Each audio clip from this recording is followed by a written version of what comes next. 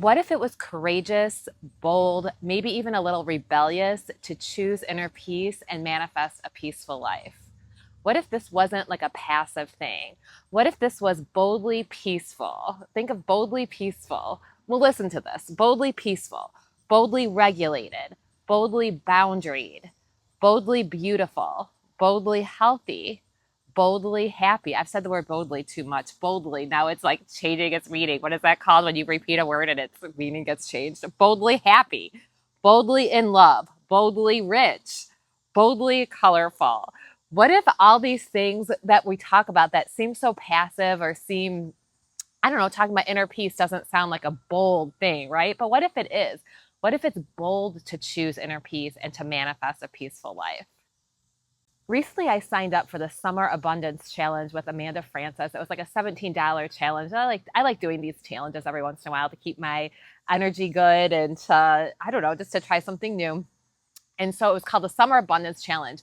And she was talking so much about like, it started out talking about certainty and bold action and knowing exactly what you want and like not circling around the life you want, knowing exactly what it is and being bold and being courageous and being confident and taking action. And I'm starting to think I don't know if this is for me. Like, I'm not feeling this until she had us do the first journal assignment. So the first journal assignment was to write down what comes up for you when you hear her talking about taking action with boldness, with confidence, with certainty. And I'm like, I don't know.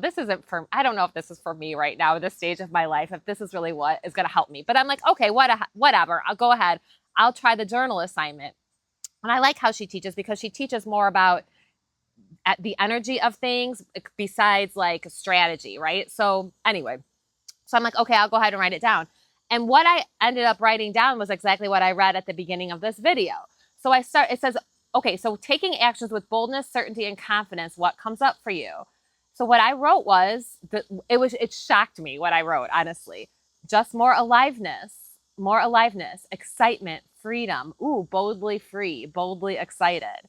So then I wrote boldly peaceful, boldly regulated, boldly boundaried, boldly beautiful, boldly healthy, boldly happy, boldly in love, boldly rich, boldly colorful. Like all these things we can do with boldness. And then I realized once again that boldness and confidence really is part of having a peaceful inner and outer life, right? Boldness and confidence really is part of having a peaceful inner and outer life, boldly boundaried. Okay. And then I thought of a couple quotes, a couple things that I've seen on Instagram recently that kind of say similar things. And one of them is, whimsy is actually a form of resistance against a world that wants us to be miserable. Whimsy is actually a form of resistance against a world that wants us to be miserable. That's Bahesh Kapoor wrote that on Instagram. And I'm like, isn't that true? We could think whimsy. We could think peaceful. Being peaceful is actually a form of resistance against a world that wants us to be miserable. You know what I mean? Like choosing peace, not interacting with drama, not interacting with gossip, that can be a form of resistance, right? So this is a bold, courageous thing that we're doing by choosing a peaceful inner and outer life.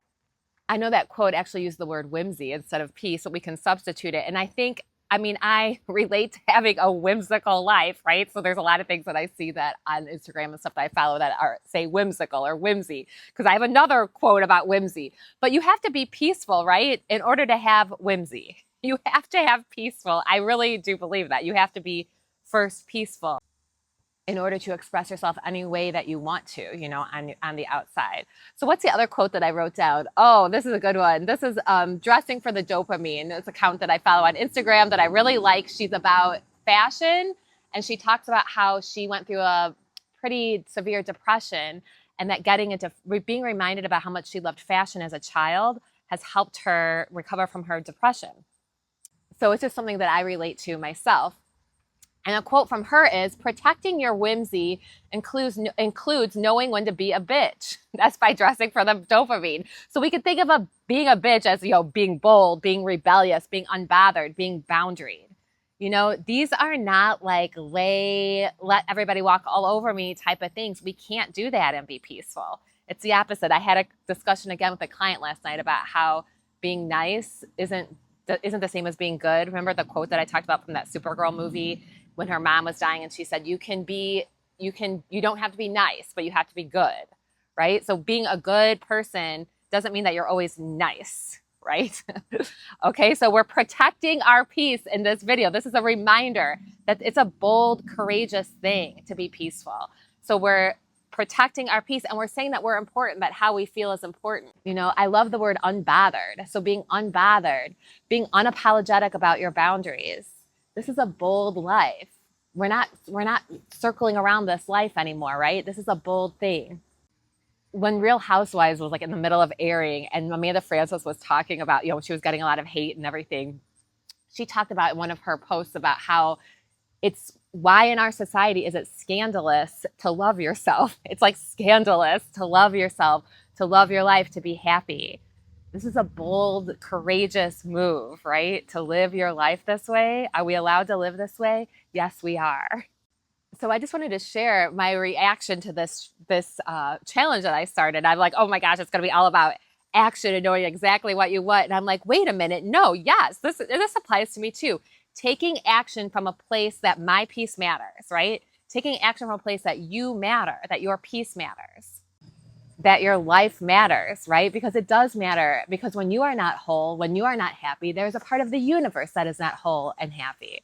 Okay? So protect your peace, protect your whimsy, be bold about this. Take action from a place of, I love this idea of taking action from a place of your mental health matters.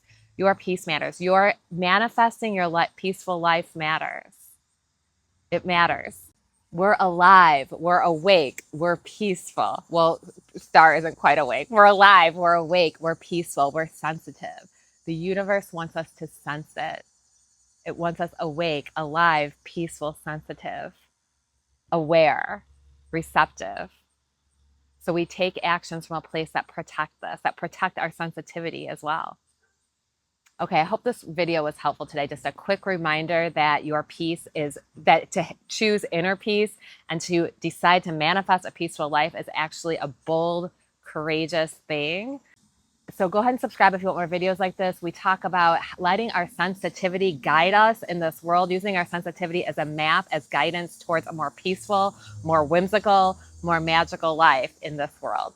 Peace and love, Star and I, and Prudence. Prudence is laying in the sun. So peace and love, as always, sending you all the love and all the good energy. We'll see you next time for one of our backyard moments. Today wasn't a pajama moment, almost a pajama moment, but a backyard moment talking about sensitivity and peace. See you next time.